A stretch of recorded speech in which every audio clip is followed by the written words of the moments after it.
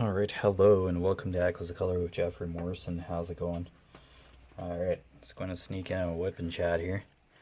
Craftably's Midnight Warrior by Sarah Burrier. 20 inches by 28 inches, round drill. 62 colors in total, including 2 ABs, which stands for Aurora Borealis. And they're an iridescent coated type of drill that sparkles a little brighter than that of regular drills. And 2 rhinestones, translucent faceted tops with silver bottoms. So there you go. How's it going? Hopefully you're having a wonderful day. It's just kind of windy and a bit cold, but yeah. I think there's a bit of snow in the air, or it's trying to snow again, but I think that major storm front left. It's still overcast though, so I don't know. Okay, so making progress, getting closer to like the main part of the headdress, but I think the next color in this, I believe, would be the ABs. So we'll do the ABs now.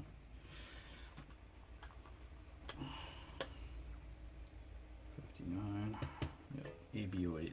Yep. Okay. Yeah, just a few here and there. It's a little jaunt.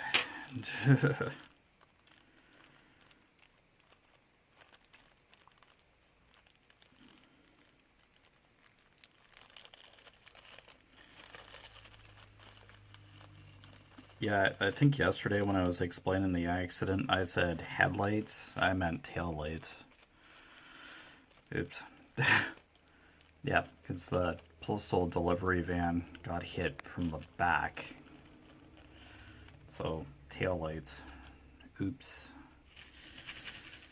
Found another piece of one of the tail lights by the mailbox when I was shoveling there earlier. Just hard plastic. Just a chunk of it. I don't know if I'll ever hear of the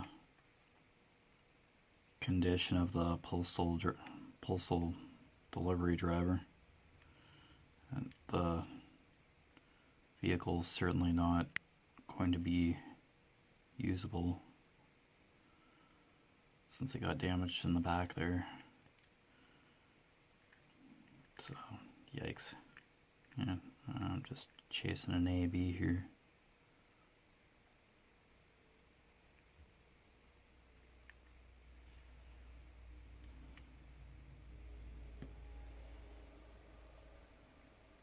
There we go. It's a very brief interlude for these ABs this time around, so yeah, they're just kind of here and there.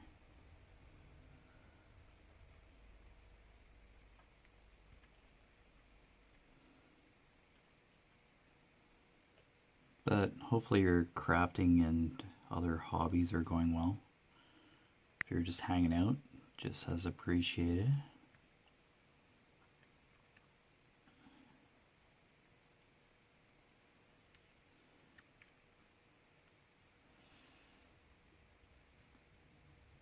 Yeah, I've seen a couple Randy Feltface specials on YouTube.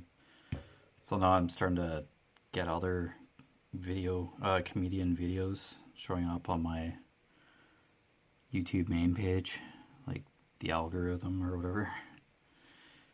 Yeah.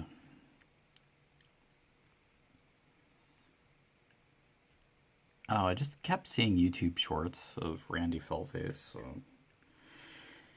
it's a purple alien puppet, I guess, classified as an alien according to the comedian. So,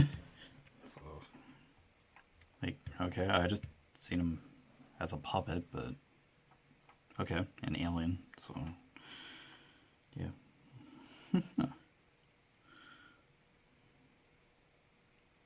It's not ventriloquism per se.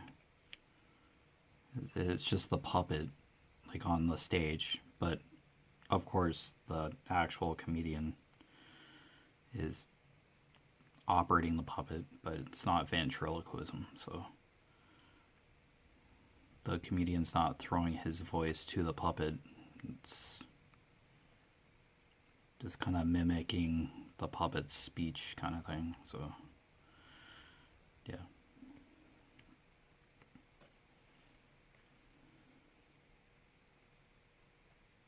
Must take practice in front of the mirror or something. They're figuring out with the puppet how to do certain actions and stuff. And on like a routine too. So it's like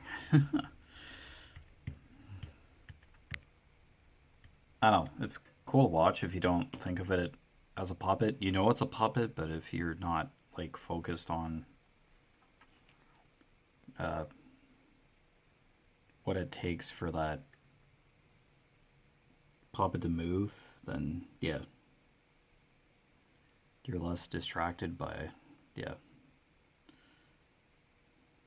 the whole behind the scenes kind of thing about it. Oh, I missed a few drills from the previous color.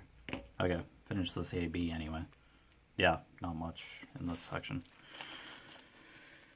Oh, it's 50. Okay.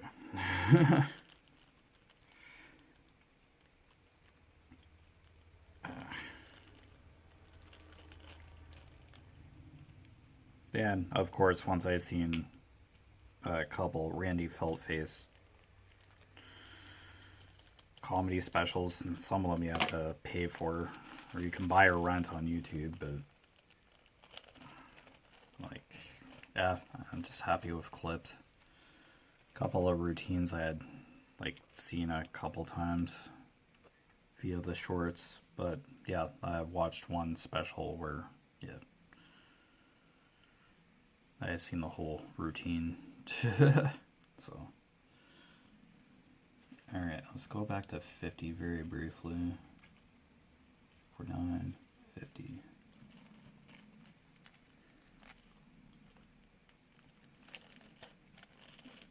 Oh, it's a comedian where I actually laugh, or actually find it physically funny, so... Well, sometimes I see some comedy routines and I'm just... Why is this funny? Okay. I don't know. Humor is subjective to an extent, I guess, but... Oh, I guess I've like seen one or two stand-up acts and I was just like... This is really more offensive than funny. It's like, why are people dying of laughter? It's like, the heck? It's just, yeah.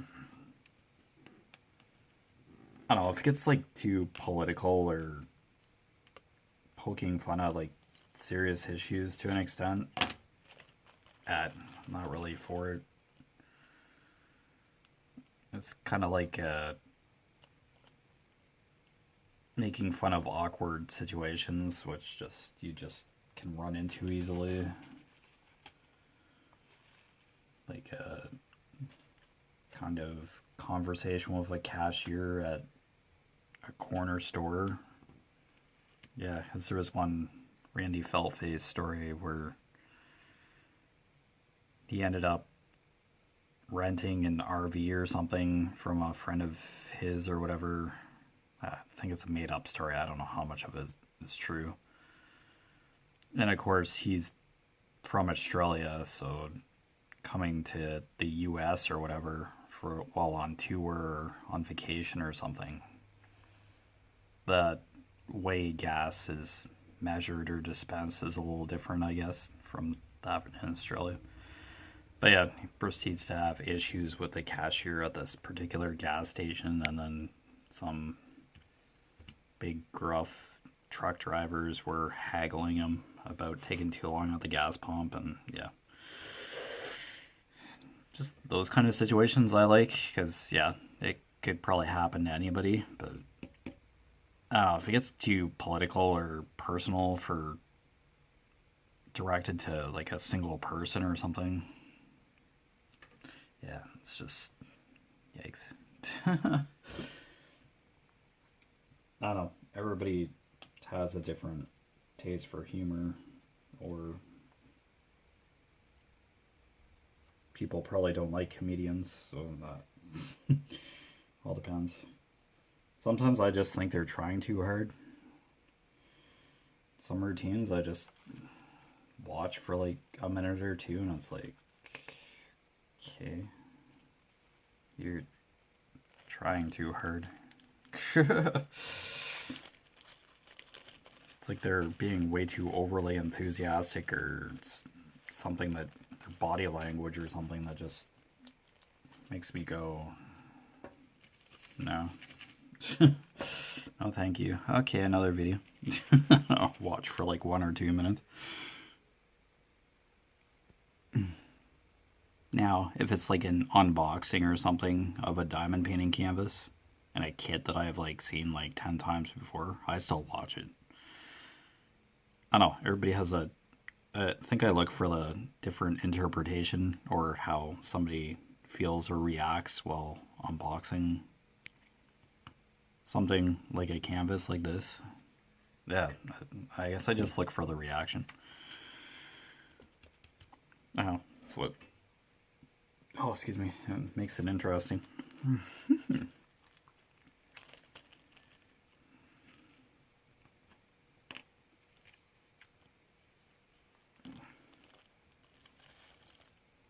I think Jeff Dunham is the comedian that does the ventriloquism with the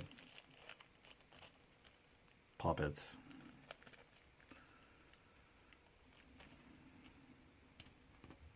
Yeah. That works well as well, because you usually just end up looking at the puppets, but Jeff Dunham interacts with the puppets as well, has a conversation to part of his routine, so it's interesting to watch, kind of mesmerizing in a way, that kind of talent. If, yeah, that's what you see it as. In a way it is, yeah. It takes some skill, kind of, to convince the audience that the comedian's having a conversation with the puppet or marionette, whatever it's called. If it's ventriloquism, I don't know if it's a different term, but yeah. I don't know. I've seen a couple Jeff Dunham specials. Yeah, there are different puppets or marionettes in Jeff Dunham's act. It's okay, I guess, but just basically the same thing, but just you're looking at something different, but each marionette has personality. I just like seeing a single individual in a comedy act. It's just seems jarring if you're switching back and forth. Yeah. High maintenance just for like something that's just supposed to be like fun and just willy-nilly, but I don't know. I'm strange that way.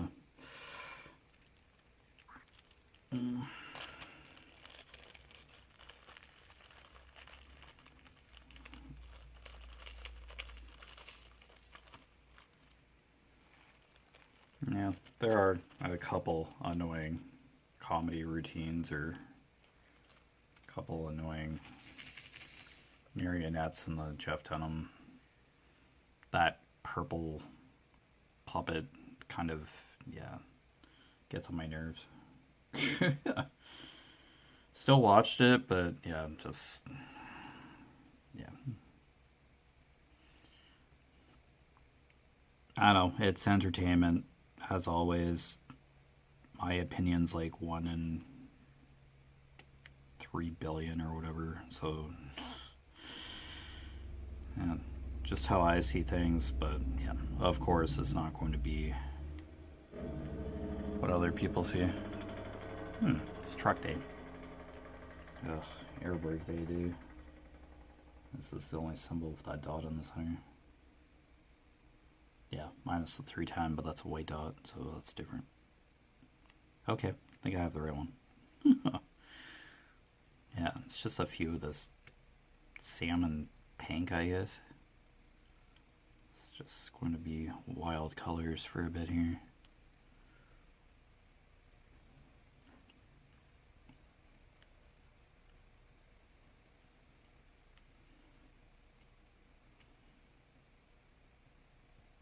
Yeah, I think, yeah, there was one comment about comedians.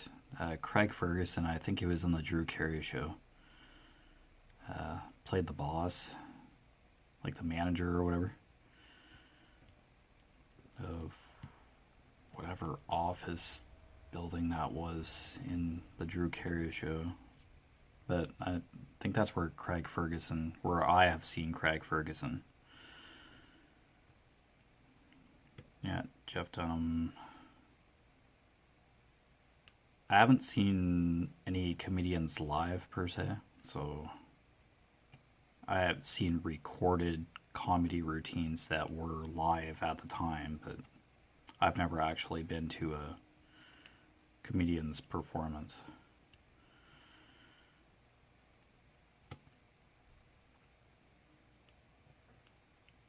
I think at a Christmas party one time probably for my previous employer, there was a hypnotist or something. My eyes kind of rolled there too. Was kind of bored. Yeah, that's just, yeah.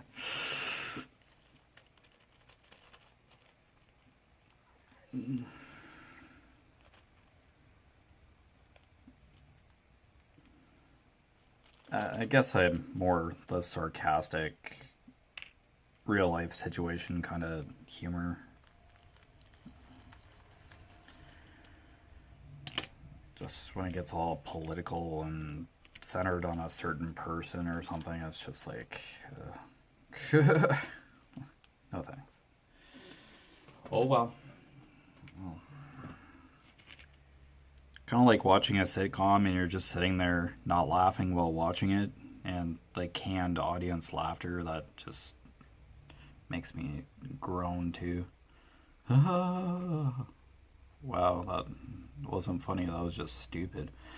It's like, why am I watching this again? This is a sitcom, and that's just stupidity, not hilarity.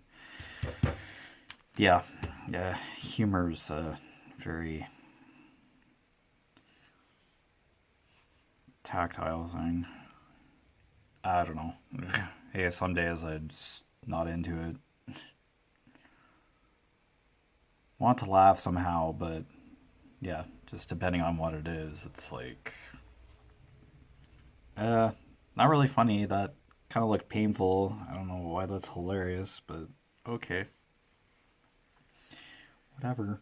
It's like, okay.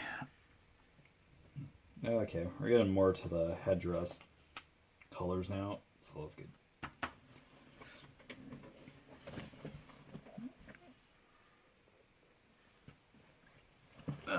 Getting there. Yeah, my mom has a physical copy of Spare, Prince Harry.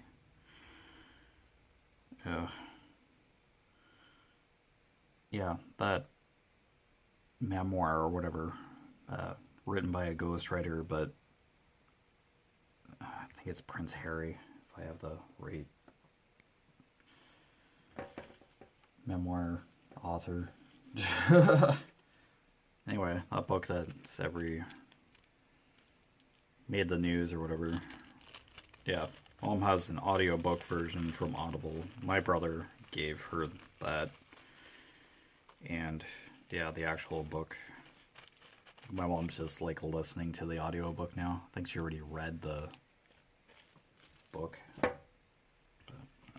I don't know. Listening to it partially before started the WIP and chat, but some of the chapters are like a paragraph long. Like, I don't know. One or two sentences, then like a new chapter. Weird. But yeah, it goes through certain situations in his life and elaborates or describes how he felt in that time, I guess, or how he reacted. Nothing too hardcore, in my opinion, that I heard in that space of time. Like, he was in the army, or is still in the army. I'm not sure. I don't really follow royal stuff too much, but yeah, it's explaining that they just kept his identity on the down low. He trained in more remote areas, so the press wasn't just constantly hounding him. I probably have the wrong prince, like the UK royalty. Yeah.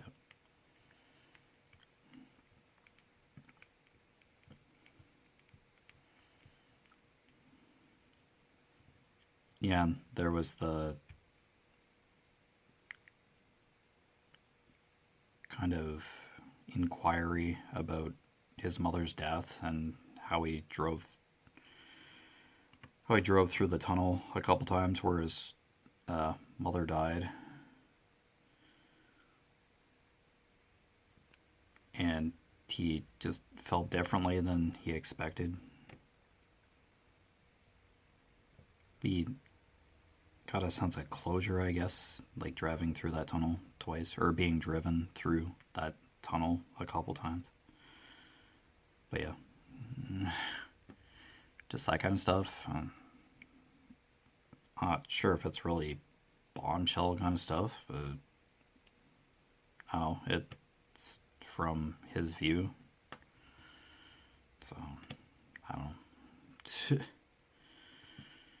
Has anybody read that? Spare? I've just heard snippets, but yeah, just before its launch, it was talked about like nothing. Oh, a new book, new memoir. So the prince like reads the audio book, like reads the book himself, and then yeah.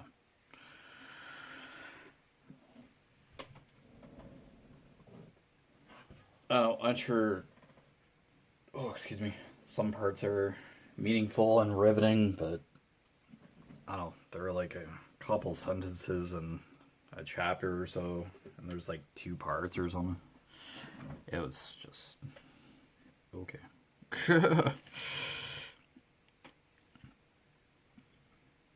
I'm glad it got published and he could share his point of view, but it's not kind of one of those things that is kind of hyped up. But no, it got published, so I don't know. Everybody has a point of view and yeah, has a voice, so it's out there if you're still interested in it. I can really tell you too much about it, so I have probably over a dozen Audible credits banked in my Audible account, but I don't know, you have to sit and listen to an audiobook. Yeah, I know, it's like something to do while diamond painting or something, but yeah, you kind of have to partially be somewhat paying attention. Yeah, I'd rather just read. Read words on a page. I don't know. Yeah, that sounds really weird. Yeah, but yeah, just Listen to an audiobook is weird. I guess I just like interacting with the pages of a book or something, like physically holding it. And yeah, physically be on the treadmill, I'm looking at reading a book instead of just being bored in that corner in the basement, just looking at the gauges change every few seconds or so. That's probably why I'm more inclined to just have a physical book in my hand. So that's probably why. And if I'm diamond painting and out here and waiting for a WIP and chat to upload, I usually have YouTube music on. So I don't know. Music feels more versatile. It's varied instead of a book being read to me, I guess. Yeah, I did like the Andromeda Strain or whatever, or the follow-up to it. Listen to that on audiobook. I listened to a science fiction novel on Audible as well. But okay, I listened to a good chunk of Billy Summers, like that Stephen King book. It seemed to drag on. I felt like it dragged on.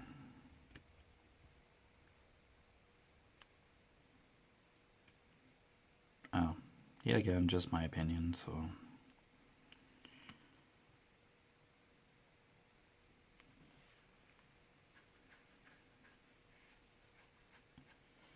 I don't know what to say, but Audible probably has like thousands of titles, but by all means, but I don't know, just doesn't feel the same. Feels like almost like cheating, saying that you read a book, well, you sat there and listened to it. It's comparable, but when I have like a physical copy of the same book that I could use one of the Audible credits for, it feels like cheating. So it's like, what do I have the book for then? I don't know, place and time. Like, if you aren't in a place where you can't just like have a book out and read, I can see why the appeal for an audiobook is there. It makes sense. Like, it does make sense, for sure. But then you have to have like wireless headphones, because I highly doubt 50 people around you on a subway train are going to enjoy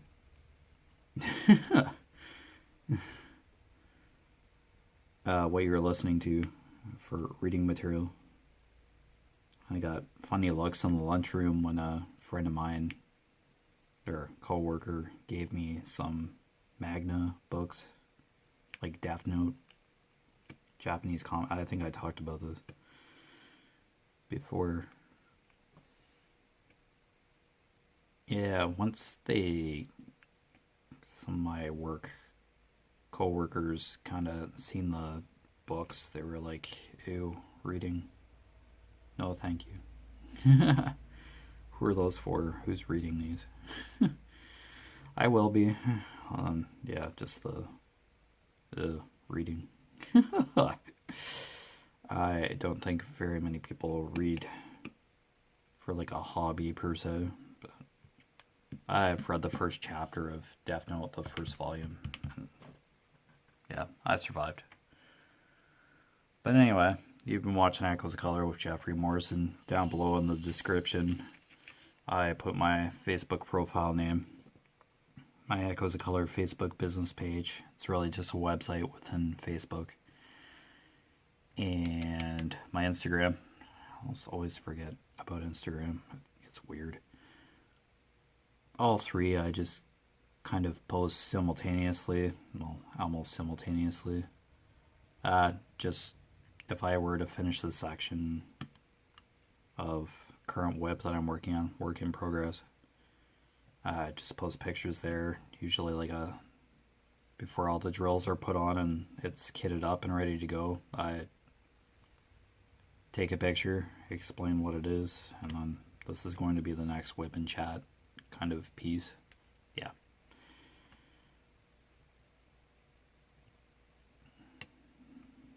So yeah, just that kind of thing. Also post or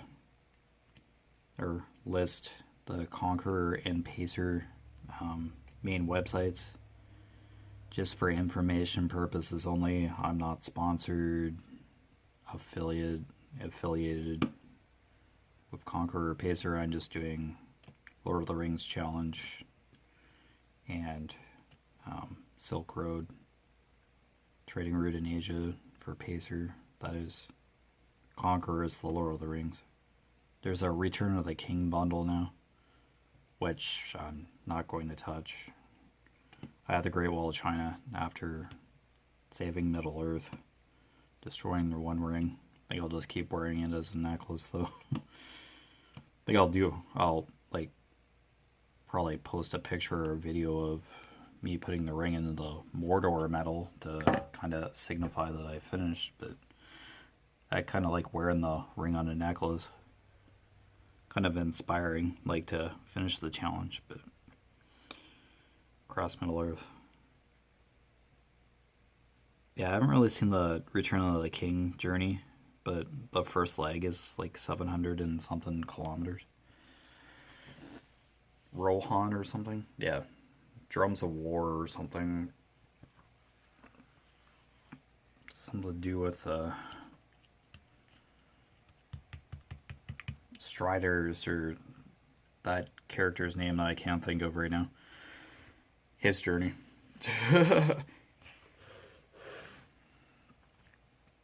Alright, but anyway, take care with your crafting endeavors. All the best with your other hobbies. If you're just watching, thank you very much. And I'll see you again soon. Alright, bye.